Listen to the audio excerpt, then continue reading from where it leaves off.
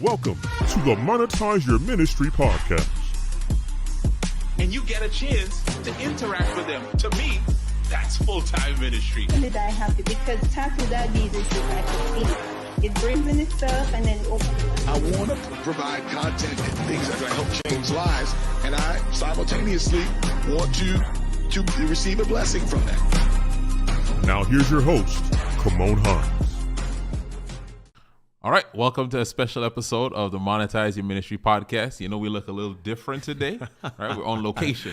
On location. I'm here in Huntsville, Alabama, dropping off my kids for college, and I decided to hang out with a good friend of mine, Kirk Nugent. Absolutely. He's our guest today. Yeah. Kirk, this is the first time I'm doing an interview in person. I love it. Man, this is great. And I don't know, by the end of this, you might make me feel like taking this show on the road. Listen, man, I'm telling you, for the new show that my wife and I are doing, we have been doing in person.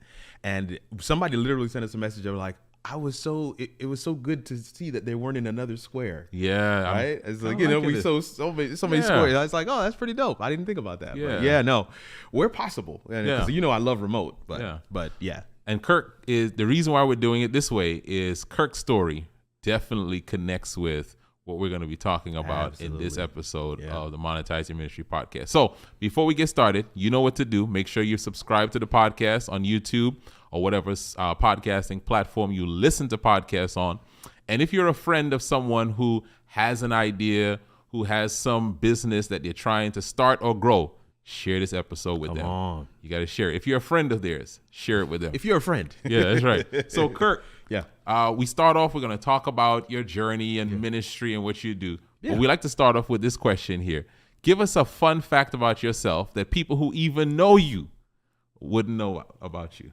Give us a fun fact. I am a fitness enthusiast. Okay. A lot of people don't know that, but some people may. But a lot of people don't know that I work out to eat. Now, I don't necessarily work out to have a sexy body or anything like that. I know that health message is there and all that good stuff, but I work out so that I can eat. But the second reason that I work out, and this is a real cheat code, is because of the discipline it gives me. Mm-hmm. When I start my day with a workout, I'm not thinking about anything else. I'm so laser focused on just getting that workout done. And there's a rhythm, there's a grind, there's a hustle that I get from that discipline in the workout that takes me through the rest of my day. So I love that stuff. And the last thing I'll share in the same vein is my family and I are members of the Ninja Warrior gym here locally in Huntsville. Yeah. Wow. My wife is a level 5 ninja. I'm a level 3, so I have to have all my chores come done. on now. But lastly, there are 2 members from our gym that have been on the show, and they got us tickets to a live recording there in Atlanta. So Kirk, at some point we might see you or Kanik on the American Ninja Warriors. No. Come on, man. Look, I'm speaking it. Maybe Kanik, but definitely not me. Well, you mentioned that. So Kirk is married. His wife Kanik and right, him. Yes. They run businesses, and I'll let you tell about that. Sure, and they're also the parents of 2 wonderful young people. Absolutely. So Kirk, tell us a little bit about just the business that you and Kanik are involved in and you run together. So it's Komposition. We do web design and we do video production. So let me start on the web design side because that's actually our bread and butter. That's where we started. Okay. 2009, we were pregnant with our son, and we decided that my wife is going to be staying home, but we wanted a professional outlet. She was already the webmaster for our church, Miracle Temple at the time. Which we're going to get into because remember, this is the Monetizing Your Ministry podcast. All right. No, this is it. This is the segue right here. But yeah, she was Chip Desard took her under his wing, taught her everything, and then handed her the keys to the kingdom, essentially. Wow. And so not necessarily Miracle, that was her ministry, but every other subsequent site that she started to manage became part of the business. And so Komposition was born. Komposition with a K. We're a family of Ks. So we named the business Komposition with a K. And so we have expanded over time. Before we were just doing web design and meaning product updates, updating flyers and things like that. But now we are full service. You can buy your domain with us. Okay. You can host with us. We do maintenance. Okay, we do content updates. And we do security. And a lot of people are not realizing how critical security is. I have an IT background, but you got to have web security. Nothing pulls from your credibility as a business than having your website go down because it was hacked. So you want to make sure that the security on that website is in place. Even if you don't go with Komposition, make sure you're thinking about web security for your business. Yeah. So that's how we got started. There was always a desire to bring the video part in. And that was where I would come in later on, years down the line, to really join her in the business and provide that video component. All right, so we're gonna unpack some of this stuff, because again, if it's your first time you're watching this podcast, first time you're listening, we really stress here that ministry and marketplace go together, like ministry and putting it into developing streams of income. Agreed. That is actually that's the right way to do it. Absolutely. But Kirk, let me take you back then. Yeah. We'll get to what we're just gonna unpack here. But I like to ask my guests, what's your definition of the word ministry? When you hear ministry, what is Kirk Nugent's definition? So ministry to me means how you serve. In a very simple sense, ministry means how you serve. Now, both of us are from the Caribbean. My family and I lived in Africa for some years, and in those countries, they don't have the Department of Education. You're right. Department of Defense. Yeah, you're gonna hear Department of Health. They all those departments, and those are government departments. All of those departments are actually ministries. That's right. The Ministry of Defense, the Ministry of Health, the Ministry of Education. And so I've always looked at it from the perspective of ministry is how you serve. And so every how you serve is what, in my opinion, the Lord has intended for you not only to make impact, but how you should make a dollar. Oh, that's good. How you should sustain yourself. God has placed all of that in the way that you serve in your ministry. Yeah. So Kirk, you mentioned you come from a Caribbean, but also a ministerial background. That's in terms of your dad. That's right. Is a pastor. My brother. Yeah. Right. Your brother. And you too now. This is for me too. And I think Kanique's also a PK. That's correct. Right? Pastor's kid.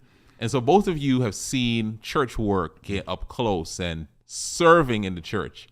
But neither of you went into theology or studied that, right? No, you're right. You're correct. Neither of you. You studied IT. That's right. I did. I bachelor's in computer engineering technology. Yes. Right. And she has her computer information systems degree, and then she did a master's in, I believe it's information systems as well. Right. Don't quote me on that. Yeah. She's not using either of them. Yeah. She's in web design now. What's interesting, so her getting into web design and I'm sorry, we're telling your story. You probably do a better job. No, it's good. It's good.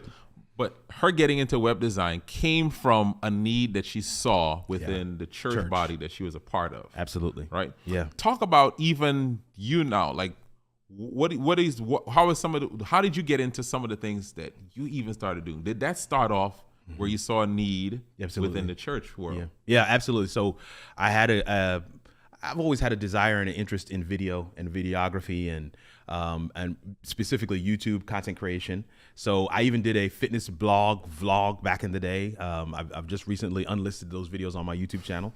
Because there are over 100 of them, right? I blogged my way through Insanity, if anybody remembers Sean T and Insanity back in the day. So, but I always had this interest in doing that. And then God just kind of kept on opening up doors and opportunities for me to use that skill set or even hone that skill set for the church. And that kind of came to a head during the pandemic. And so we really decided to make a full push. So I left full-time employment as chief technology officer at Wallace State Community College and went into pursue video, mainly live video, live streaming, video podcasts and web shows full-time. Producing those for clients. But it came out of, as you mentioned, there was a need in a lot of these spaces. Our churches needed to go live and didn't know how. And so I remember creating a video for my team, just my team, because I was so tired of them asking me, how do you do that setting again? What was that setting you showed? So I said, let me just create a video. Created the video. The easiest place I knew to host it because of my experience with YouTube as a vlogger back when I was doing fitness was YouTube. So I put the video on YouTube and send it to my team. My team is saying, hey, can you make this public? Because we want to share with a friend or two. Next thing I know, that video's got 10,000 views. Wow. And so that kind of started that journey as well. I wanted to really start feeding this audience that had kind of sprung up almost out of nowhere, who wanted more content on how to live stream, because the pandemic meant everybody was live streaming. That's right. And a lot of my audience was also faith-based as well. Yeah. So Yeah. So there are a few things I just want to pull out of what you just said there. I think for a lot of people, we want to figure out what's my thing, what am I supposed to do? I hear start business. Everyone I'm following on Instagram or whatever saying start business, you got to have a side hustle. What's my thing? And you really, you embody the fact that, okay, serve. Right. Look for a need, even if you're a person of faith within your local church. Right. How are you serving there? That's critical. And there's something you learn, one, about yourself in that process, but you also see what are some things and skill sets that I can develop here. You're not going in with the, okay, I'm going to try to find a skill set. You're just going in serving, and serving is the clearest path to figuring out what is your unique ability. Ooh, that's good. And what you have at church, fortunately, and you'll hear this in so many different people's stories across vast different disciplines and experiences and expertise. At church, you have the ability to try and fail. Try and fail. Try and fail. And it's in an environment where we're a lot more forgiving. Right. So I got a chance to really try, get my sea legs under me, as they say, with streaming while in this church environment where it wasn't as high profile, wasn't as, critical that we got it right.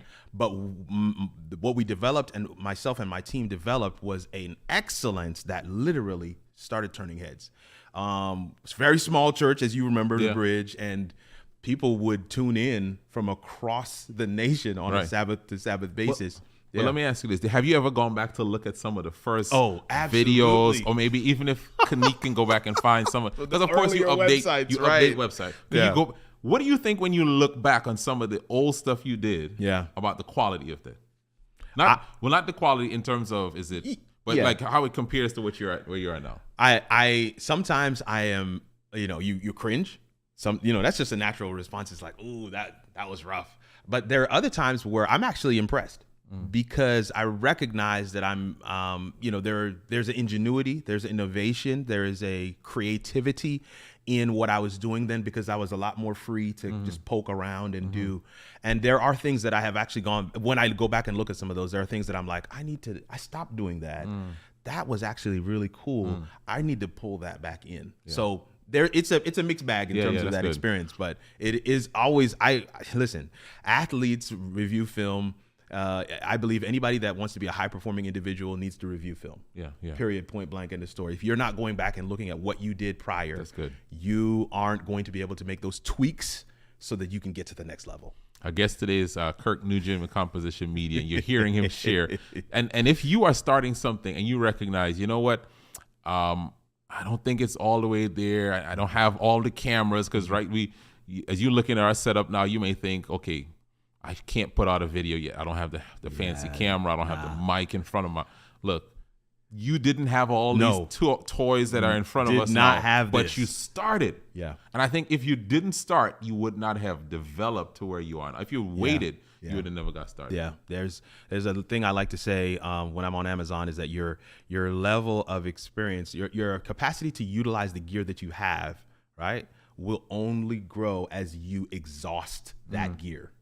So if you've never exhausted the current gear that you have, you will never gain capacity to use more gear.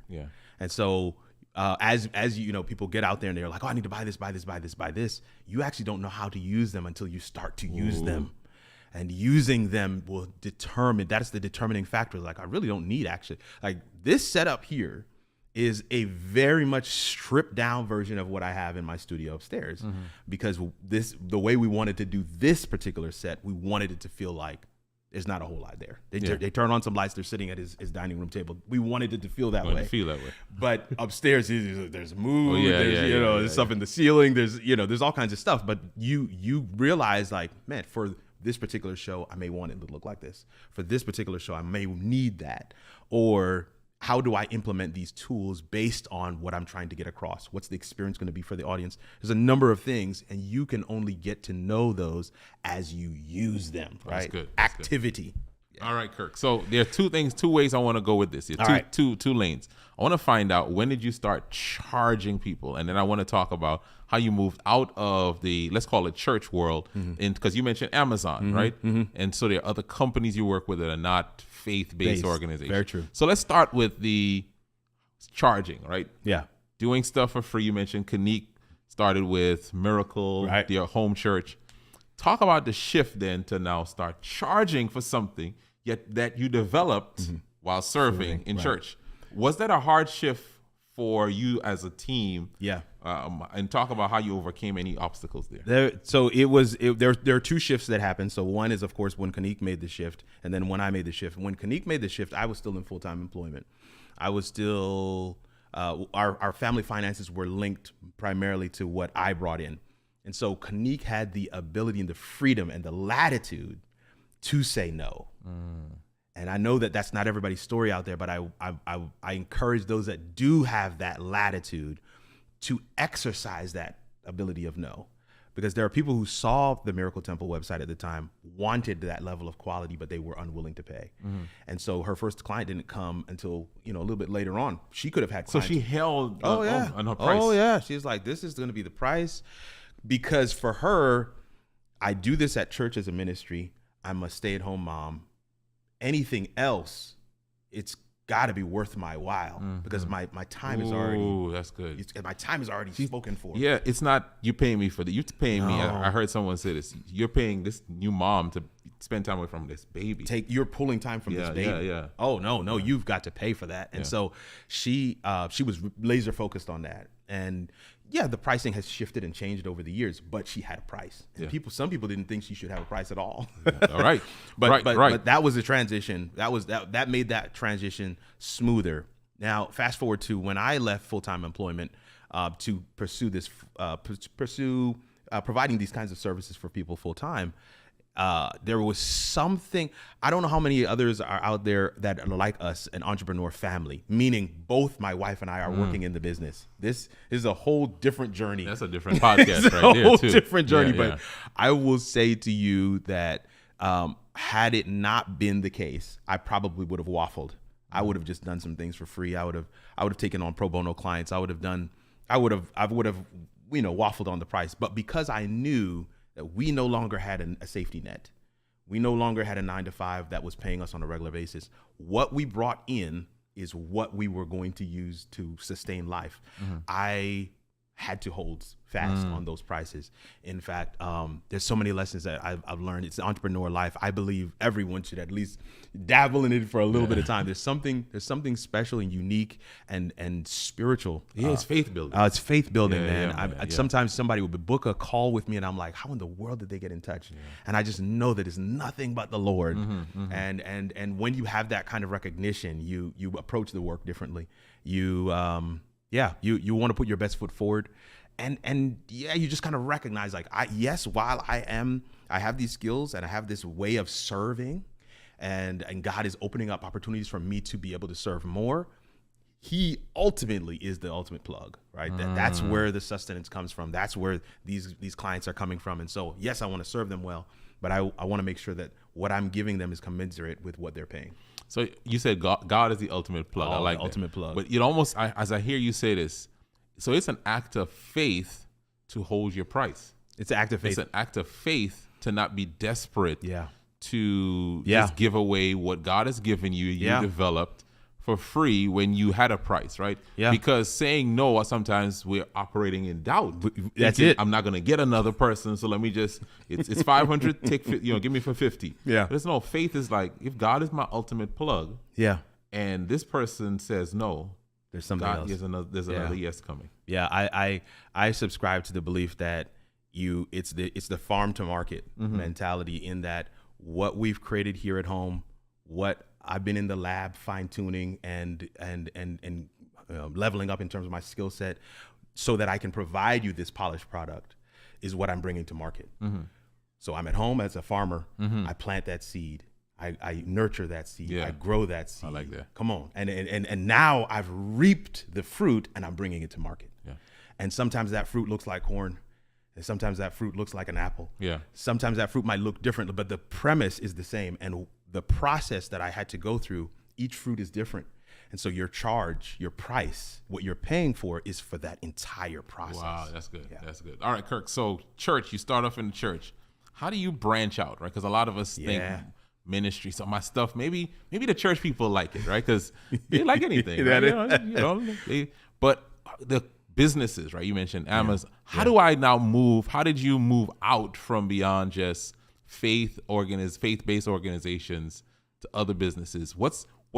Give us some steps. Give us some tips, even. I would say this to any entrepreneurs that are out there. If you're a subscriber to this podcast, this message is for you. Don't just stay in your comfort zone in terms of your friend groups. One of the things that YouTube did for me is it allowed me to be discoverable. That's a whole other conversation for another time. It allowed me to be discoverable. It allowed for people to recognize that there is a person named Kirk Nugent that does these things. And I joined certain groups where those things were being talked about. I joined the StreamYard group. I joined the Ecamm group. And I began to answer questions in the group.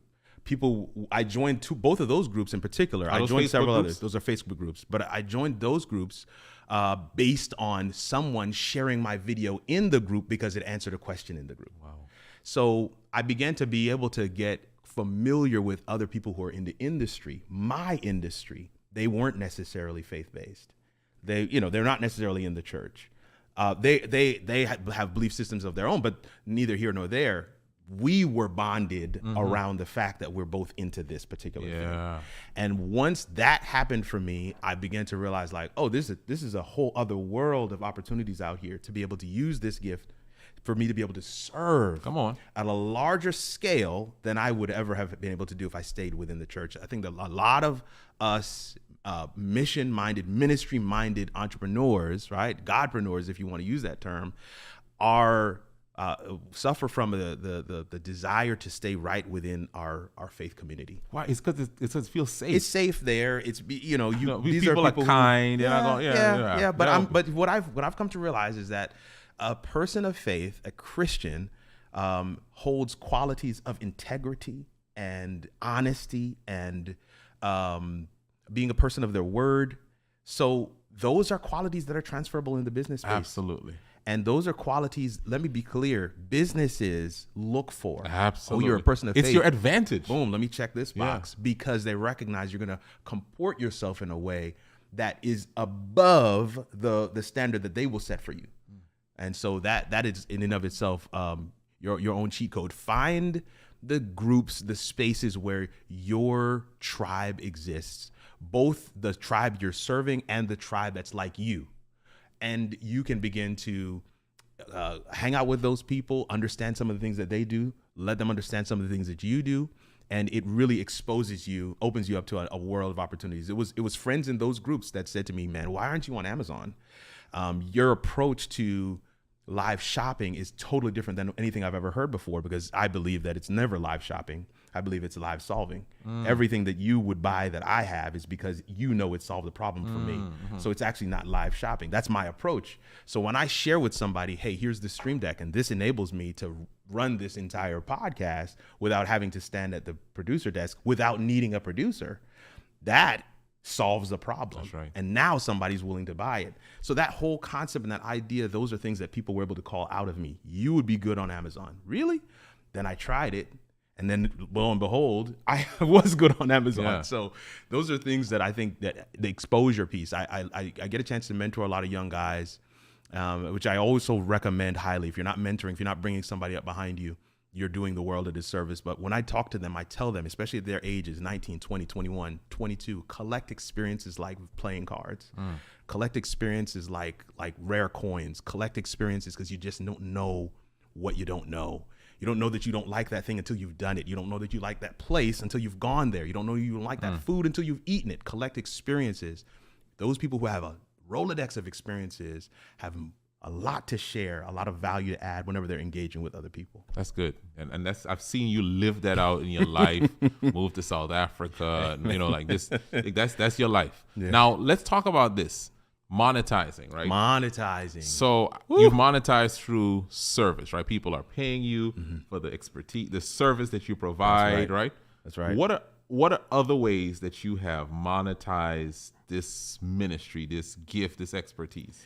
So I want to just say at the top level, it has opened doors for me to be able to work in places I never thought possible, right? So currently serving as media pastor and digital content specialist. Right. This is a good, because one of my coaches said to me, I'm an employedpreneur, right? I took a job recently as a business coach. Yes. And I'll be honest, and not to take away from what you just said. No, please. Yeah. Sometimes we feel like, well, I have to go, someone's paying me, I'm doing a job, right? Maybe something's wrong. And she's like, no, you're an employedpreneur. The skills you develop in your business, someone saw it enough that they're giving you a steady income. Right. You still have some freedom. Still have some freedom. Yeah. Yeah. That is so good. Yeah. Employepreneur. I like that term because that is quite literally the way that I've structured both of those opportunities, media pastor and digital content specialist. Both I could not do full time because I knew I needed some latitude and some freedom to continue to do what I do in my business. But those two opportunities would never have happened were it not for this. So to me, that's a portion of monetization. Okay. Another leg of monetization, of course, is those links, those recommendations. Somebody says, hey, what do you use for this? I monetize that. Talk about that. Hey, this is what I use, and let me send you a link. And if you use my link, it will do nothing in terms of adding anything to the cost for you, but it will do something for me. And so as a way of saying thanks to me for making that recommendation, a lot of people do use those links, and that money is direct deposit into the account from Amazon on a regular basis. So that's another way that you can monetize. You can share with people in your community how they can help you. Like how can you tangibly say thanks? Somebody may not have the money to pay for a full session with you, right? But one of the things I've done is do that session live so that the whole community can benefit. That person gets the session, but I get to showcase to the community, this is what it looks like. That's good. That's monetization to me. Monetization doesn't always look like direct pay for service. Monetization is, I like to call it this way, a steady stream of referral-based opportunities, a steady stream of referral-based opportunities, not necessarily income, because you make of the opportunity what you will. That's so good. If you don't follow up, if you're not checking your DMs, if you're not active on the platforms, and that opportunity came and went. But what I can guarantee is if you employ some of these things, as you recognize what your service is, what your ministry is, and people have access to it. I think that's a major issue for a lot of people. Yes, a lot of people haven't figured out what it is that they can, how they serve, right? They haven't answered that question. Right. But the second piece, once you've figured out how you serve, you must figure out a way to let the world know. That's good. When people say to you, you're the best kept secret, they're not actually complimenting you. That's not a compliment. That's a plug because they don't want your prices to go up. Man, I hope nobody finds out about you. That's exactly what they're saying when they say you're the best kept secret. Hope nobody finds out about you, because if they do, I know I'm getting ridiculous value, far above and beyond what you're charging me. And if the world finds out, I'm not going to be able to afford you anymore. That's good. So you monetize through the services you provide. You monetize through being paid for jobs, contracts, recommendations, affiliates, right? Yes, affiliate links. Yes, and I know you've done products. Kirk, we want to get out on this. So you're in the content space. Content, yes. Talk to some of my people on here who have some challenges with content. Give us just 2 or 3 tips on content that they should be focused on to help them monetize their ministry. You want to. This is going to hit hard. Listen. I apologize for whatever's toes I'm in advance, right? But you want to figure out what it is, who you want to serve, and what is their problem. And let's just cut to the chase. Those 2 answers can be found in your own story. And that's the challenge for many of us. That's the challenge for many of us. That's the challenge you're facing right now. Is you're looking dead at me in the camera right now. You know what your issues are, and you know what your profile is. Write it down on paper. That's the person that God has uniquely designed you to serve. And so now it's up to you. Are you going to be obedient? Are you going to be obedient? A good friend of mine said, not good friend of mine. My dad said to me, "You are uniquely designed and bred to raise your children because your children have your DNA, right? Because your children will have your children will have your strengths and your weaknesses. But the challenge for many parents is that they've never figured out how to wield that strength." Or they've never figured out how to overcome the weakness. And so they find themselves standing at the wall of their weakness, banging their heads on the wall next to their kids. because you can't actually help them overcome. Apostle's preaching on that one. And this is the thing. I'm so sold out on this piece, y'all. Your story. God has placed within your story everything you need to find the people that you are uniquely designed to help because they're like you. Wow. And they struggle with the things you struggle with. People who resonate with me are OCD. One person was like, hey, they in the DMs, do you have OCD? Yes. I saw you do something on the table. I do that too. So now I infuse that in the content. The reason why you have an issue with sharing content is because you're trying to make stuff up. I get it. You don't have to make up your story. I get it. So you're saying tapping into who you are helps you. The content needs to flow out of you. It needs to flow out of you. I love that. And when it comes out of you, it's natural. It's authentic. Nobody can't argue it. Somebody said to me the other day, I'm not an expert on this particular. You're an expert on you, though. Somebody can argue that maybe this didn't happen the way that it happened to you, but they cannot say that it didn't happen to you the way it happened to you. Ooh. You can't argue with me about my story. Yeah, that's good. So I get to be the expert on that. And here's the real clincher. I'm done on this. God has set it up in a way that only you can steward your story. That's right. That's good. No one else. Yeah, this is so powerful. Think about what Kirk just shared. There is something that you've gone through in your own story that God wants to redeem, not just to help your own healing, but to help the healing of others who've gone through similar stories. And that's why we're building this platform called Monetize Your Ministry, because when you operate in that, and when you monetize it, you're able to increase not just your income, but your impact, because you can do more of it, because you can give more time to it. Yeah. And this is important. This is what's important about this. Kirk, tell people how they can connect with you and tell them, ways that you can serve them. Just absolutely. Give them the links. Absolutely. So kirkrnugent.com is my website. Definitely head over there if you want to check me out.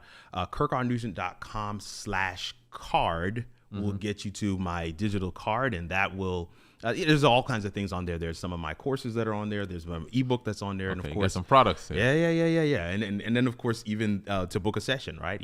You can grab 15 minutes on the calendar. We can chop it up.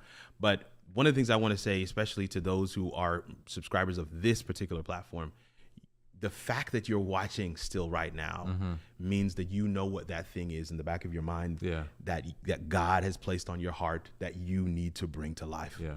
Do not. What Kimon is doing here is being obedient to what God has called him to do. And what God has called him to do is to set you up so that you can do what you are called to do. That's good. And so I don't want you to miss that. Don't miss the resource here in this particular platform. Don't waste time.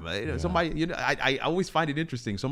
I will have somebody on the podcast on my own, and they will book a session. My audience members will book a session with that guest. And then the guest will tell them, man, you should have booked with her. Yeah.